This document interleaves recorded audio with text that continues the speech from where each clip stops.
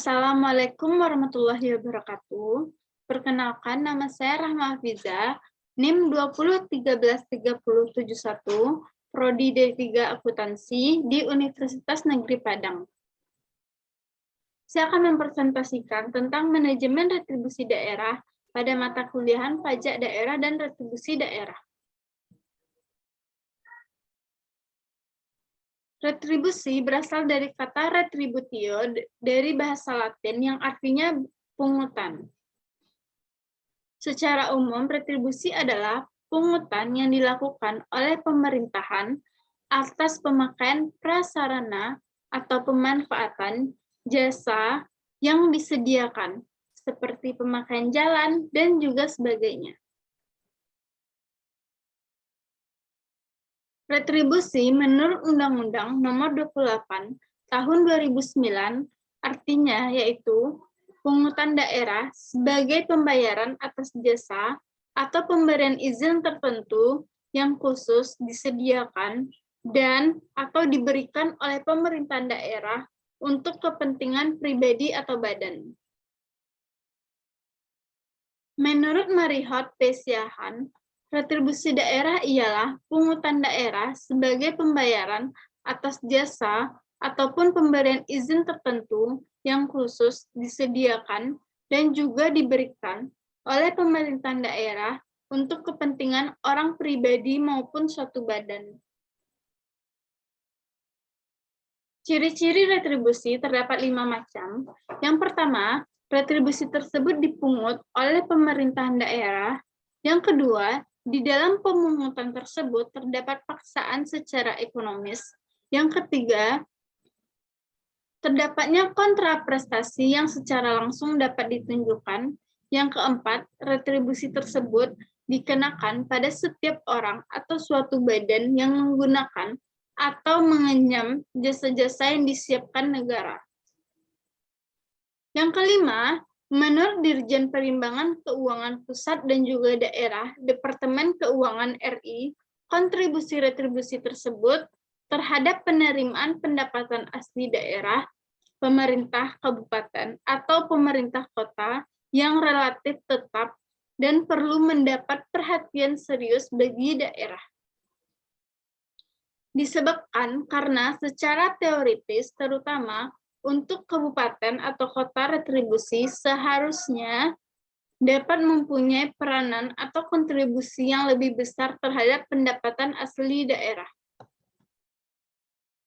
Perbedaan antara pajak dan retribusi. Yang pertama, perbedaannya yaitu pembayaran pajak tidak menerima imbalan langsung, sedangkan pada pembayaran retribusi menerima imbalan atau manfaat dari penerima retribusi.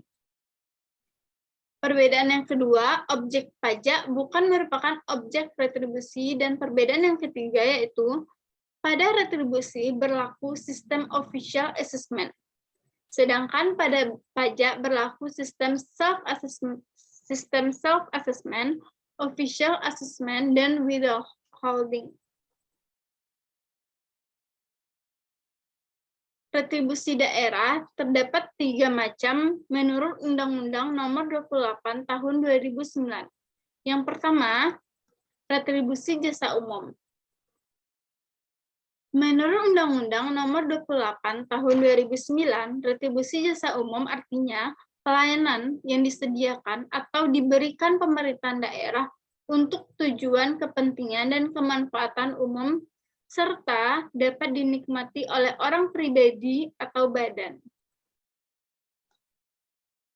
Retribusi jasa umum menurut Undang-Undang Nomor 28 Tahun 2009 terdapat 14 macam. Yang pertama, retribusi pelayanan kesehatan. Yang kedua, retribusi pelayanan persampahan atau kebersihan. Yang ketiga, retribusi penggantian biaya cetak kartu tanda penduduk dan akta catatan sipil. Yang keempat, retribusi pelayanan pemakaman dan penggabuan mayat.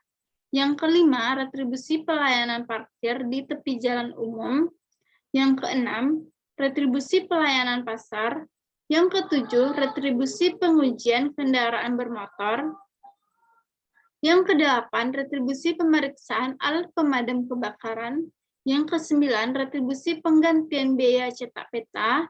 Yang kesepuluh, retribusi penyediaan dan atau penyedotan kakus. Yang kesebelas, retribusi pengolahan limbah cair. Yang ke-12, retribusi pelayanan tera atau tera ulang. Yang ke-13, retribusi pelayanan pendidikan. Dan yang terakhir, retribusi pengendalian menara telekomunikasi. Yang kedua, retribusi jasa usaha.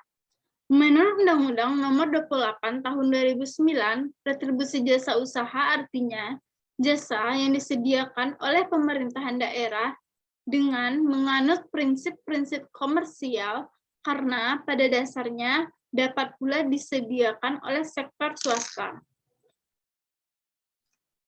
Menurut Undang-Undang Nomor 28 Tahun 2009, retribusi jasa usaha terdapat 11 macam. Yang pertama, retribusi pemakaian kekayaan daerah. Yang kedua, retribusi pasar grosir dan atau pertokoan. Yang ketiga, retribusi tempat pelanggan. Yang keempat, retribusi terminal. Yang kelima, retribusi tempat khusus parkir. Yang keenam, retribusi tempat penginapan atau pesenggarahan atau villa. Yang ketujuh, retribusi rumah potong hewan. Yang kedelapan, retribusi pelayanan ke pelabuhan. Yang kesembilan, retribusi tempat rekreasi dan olahraga. Yang ke-10, retribusi penyeberangan di air. Dan yang terakhir, retribusi penjualan produksi usaha daerah. Yang ketiga, atau yang terakhir, retribusi perizinan tertentu. Menurut Undang-Undang Nomor 28 Tahun 2009, retribusi perizinan tertentu artinya pelayanan perizinan tertentu oleh pemerintahan daerah kepada orang pribadi atau badan yang dimaksudkan untuk pengaturan dan pengawasan atas kegiatan pemanfaatan ruang, penggunaan sumber daya alam, barang, prasarana, sarana, atau fasilitas tertentu guna melindungi kepentingan umum dan menjaga kelestarian lingkungan. Menurut Undang-Undang Nomor 28 Tahun 2009, retribusi perizinan tertentu terdapat 5 macam. Yang pertama, retribusi izin mendirikan bangunan.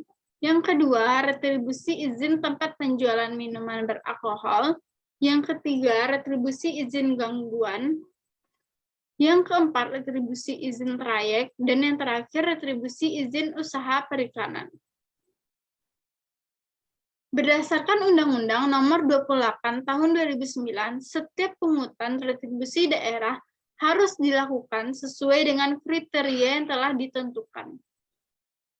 Berdasarkan kriteria-kriteria pungutan daerah tersebut di atas, Undang-Undang Nomor 28 Tahun 2009 yang menganut sistem cost list menetapkan 30 jenis retribusi daerah yang dapat dipungut oleh provinsi atau kabupaten atau kota. Jumlah ini bertambah menjadi 32 jenis setelah diterbitkannya Peraturan Pemerintah Nomor 97 Tahun 2012. Sekian presentasi dari saya. Assalamualaikum warahmatullahi wabarakatuh.